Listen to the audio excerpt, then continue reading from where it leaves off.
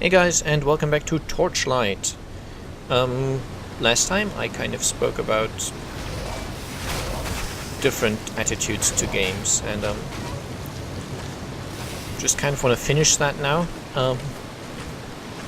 So people, as I said, get or expect different things from their games, and essentially there's not really a wrong way to go about it. At least I don't think there is. Seems silly to try to get someone to play a game in a certain way just because that's how you play it. Your pet is fleeing. With the possible exception of some things that people do in online games or in, say, PvP games. So, perhaps, for example, when you're playing a shooter and you're playing it locally on your computer, perhaps the shooter is very difficult and it has a good story, so you seek the help of third-party programs to make it easier for yourself. I remember someone playing with a I think some sort of God mode program thing in Half-Life, because he heard the game was good, but he was terrible at shooters, so like really terrible. Like on the lowest difficulty he died a lot, which I don't get, but I guess to each their own. So yeah, he basically used an aimbot and God mode and stuff, so he could actually get through it with relative ease.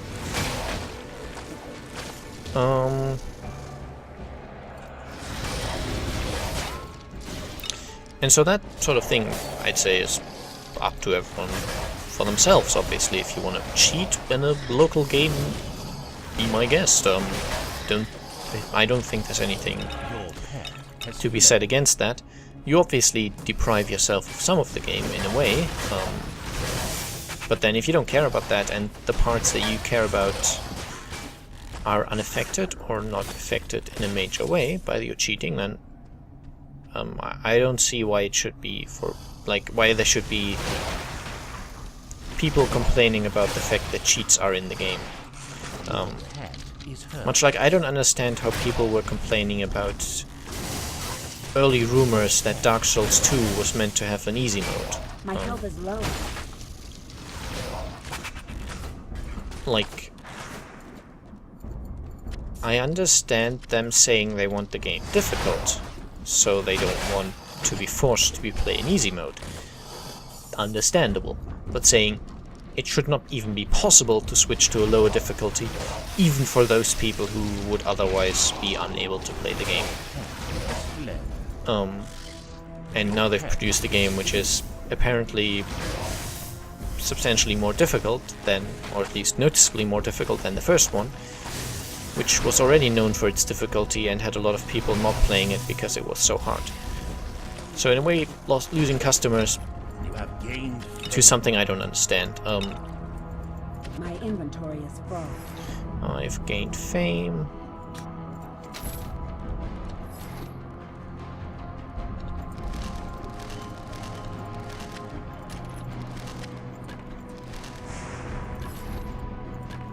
And I should wait until my pet is no longer fleeing.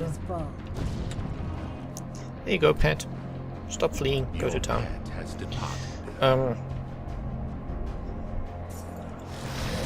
But yeah, I was talking about online games, and actually Dark Souls plays into that a little bit, because that's where I've got one very good example. In Dark Souls, there's the... In Dark Souls 1, that is. Don't know about the second one yet. It's probably too young to tell those things. But Dark Souls 1 has this sort of PvP thing where at any time you could be attacked by someone else. If you're playing online, of course. Certain other conditions are met. Nothing happens. Tough luck.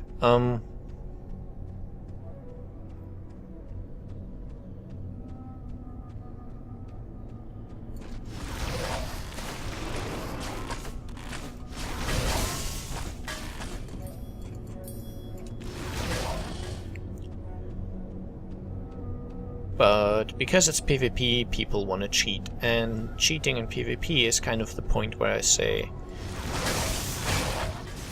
there should be rules against that, and obviously there are, like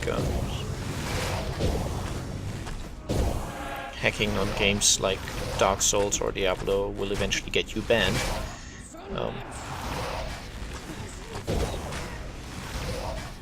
So yeah, that's a good thing, I'd say. But then I remember someone of the more, so I guess, quote-unquote professional community of the game. He was just recording, and he met a guy. Well, he was invading a guy, and that guy happened to have cheats on, like infinite health. And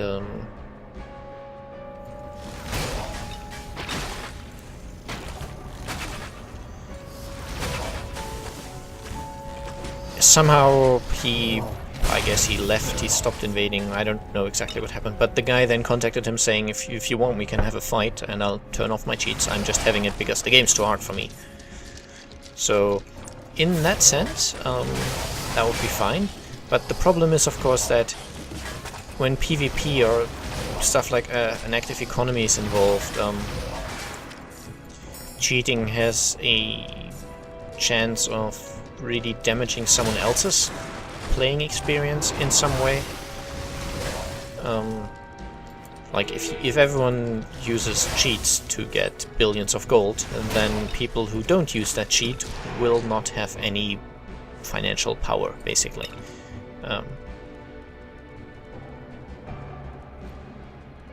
Which has happened quite a lot in some games, where there were easy ways to obtain tons of money through either by using sort of short-term events or by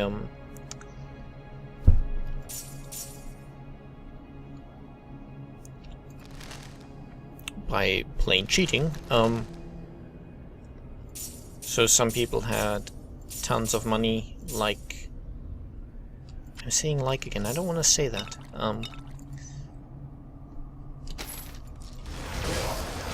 But they would have billions of whatever the currency was.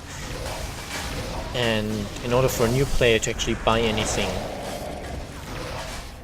from others, he would have to either invest real money or also use those cheats or wait for a very, very long time. Great. And of course it's a sword. There is no sort of smart drop system in this game where you get items that are meant for your class. You just get random loot, and it might, or very often it's not stuff you actually need. For example, I have no use for a sword. Of course, the game can't really know that easily. There's no easy way for the game to tell, because I could play this character as a melee character, and then I would maybe need a sword. Like there's no way, there's no reason this class could only use a certain item or could only take advantage of certain attributes, which is obviously an advantage in, or you could say disadvantage. It's a difference, let's put it like that, in Diablo 3, where every single wizard will need intelligence. So if you're playing as a wizard and the game decides it wants to give you an item that you might be able to use, it knows what sort of stat values you're looking for. Because every wizard needs intelligence, or every barbarian needs strength, stuff like that. It's very easy to know basically which items are good for you. Your pet is free. Less so in this game. I think I was trying to make some sort of point about the Dark Souls stuff. Yeah, that's a game where, from what I heard, the whole hacking and cheating thing has really caused damage to the community.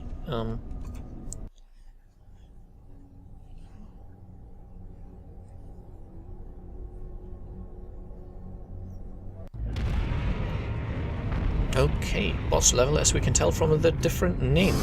I know damage to the community sounds very strong, but when, like, I don't know, 5%? I don't know what it was.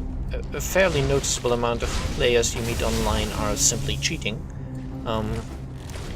It discourages online play, which in Dark Souls is a sort of very major part of the game. It's not like a sort of separate PvP mode, it's all...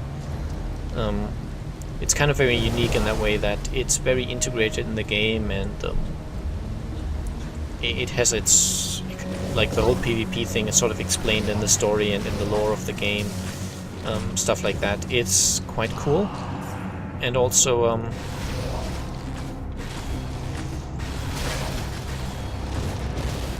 it means that if you decide not to do PvP, you're sort of losing out on a part of the game. And not just on the PvP part, as I said, it influences the rest of the game. And so, making people not like to do PvP is a bad thing. Anyway, here we go, boss time. I thought you would come. How could you resist the call of Ordrak? Once this colossus has subdued you, your transformation will be complete. And there she is, or he is. We don't know what it is. I guess the assumption is always that it's a male. And I think last time the only way I could defeat this guy was by kind of abusing a glitch. Well, not really, but it just turned out that way. Which, if it turns out again this way again this time, I will not hesitate to take advantage of it. Basically what happened... Oh, laser, very bad laser. What happened was I died. And upon respawning, I was basically in a location where I could hit the boss, he couldn't hit me, and he didn't move. Ouch. Okay. Let's see if it happens again. If it does, as I said, I will definitely take advantage of it. Especially in single-player games, if a glitch like that presents itself, I will always take advantage of it. Nothing wrong with it, to my mind. Ah, there we are. It works. So if you want an easy time beating this boss and you're not playing on hardcore, maybe it works on hardcore if you run fast enough, I don't know. But definitely works on non-hardcore. Let him kill you and then go back here. This is the second time it's worked now for me, if you're a ranged character, that is. So I'm inclined to believe this is always possible. His pathfinding basically doesn't tell him that he has to go all the way around. It doesn't check that long. Like, I think it uses the same pathfinding as it uses when you click. And if I click over here, it actually does take me. Wow. How about if I click here? Okay, so if I click on the location where he stood, it doesn't move me there automatically. It's too long of a path. And so I think that's what you're taking advantage of there. Sorry if you expected a more interesting boss fight, but as I said, if a glitch presents itself, I will use it. I am overburdened. Yeah, I'm just trying to see if I actually got anything good, which I didn't.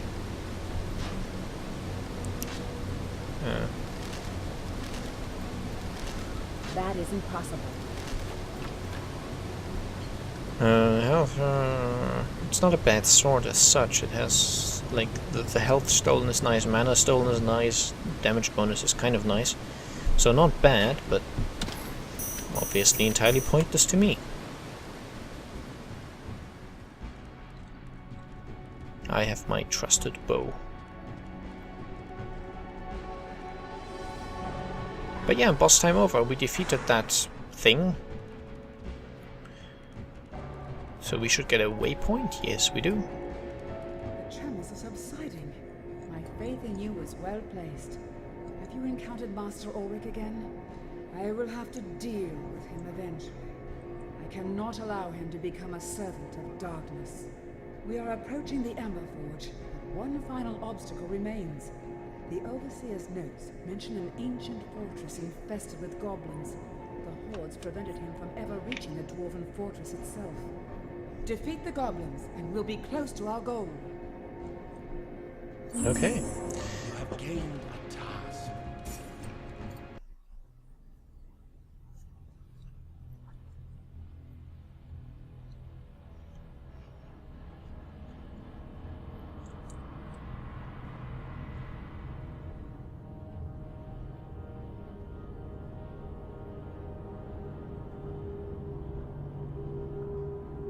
For hours I could feel the heat building.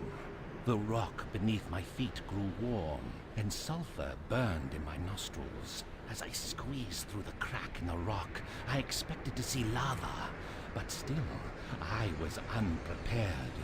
The glow of bubbling rock blinded my cavern-adjusted eyes, and when my vision cleared, I saw what I at first took to be a fortress. I now know it to be a prison, set upon pillars of rock in a molten sea. Who could build such a thing? What could require such extreme incarceration? I am grateful that both prisoners and wardens have long since turned to dust. Once again, if you couldn't hear that very well, you could read it. And I can't change. I can't make it louder in game, and doing it in editing, I've tried that. It makes the quality abysmal. It just doesn't work out. So you could turn up your speakers all the way, and turn them down all the way again very quickly when the speaking is done. Or otherwise, just read the text, I guess. We're now in the next tile set, as you can see. I think we've seen this in some Phase Beast portal places. Yeah. Then after this, oh yeah, Goblin Hounds with their charge attack, they're kind of nasty.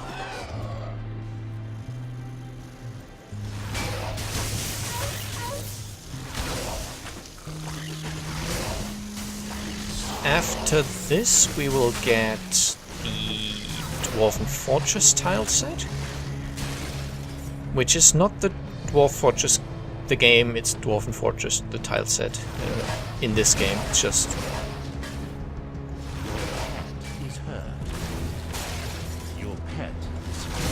just what I call it. I think it's called Fortress by the game mechanics themselves, but I call it Dwarven Fortress. Suicide Goblins. And thereafter we'll have the Black Palace, and that will be it. So I think it's about 4 floors per tile set.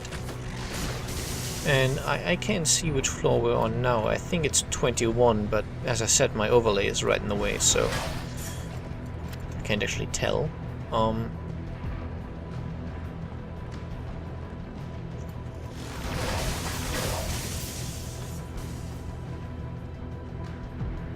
But I think the game goes on for quite a while longer. I wonder if I've forgotten the tile set, but I don't think I have. Should be about 4 levels of this, then 4 levels of the dwarf thing. So that would be a total of 12. I think that kind of works out. I think on level 34 you meet the final boss. So yeah. I think that might be correct. I don't know though. My health is low. I think actually after this episode I will stop this recording session. I'm trying to record some of it, as I said, in a single go, but not too much. Oh, a mysterious helmet. Very interesting, very interesting. I really can't do that. It's kind of interesting. Where, at least in Britain, the general stereotype seems to be that Asian people, or Chinese people, or I think it's Asians in general, that they can't say the L and instead say R for some reason. Like hilarious, which apparently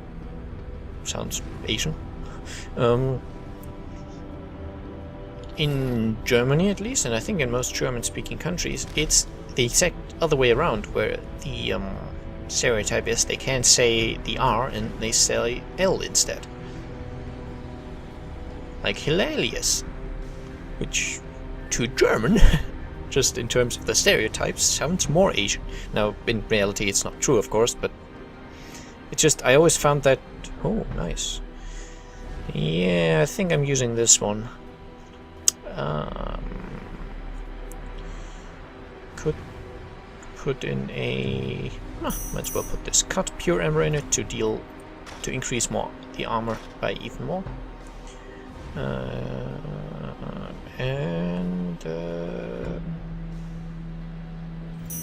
Might as well just put a plain damage thing in my bow.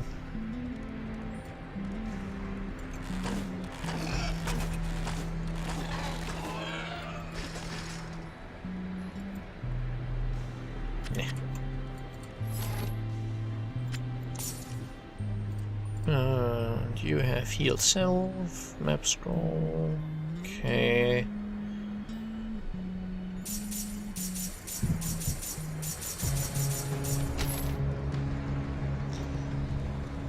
Fair enough. Where's my... Oh, my dog is there, kind of stuck. It happens, he'll get unstuck. And...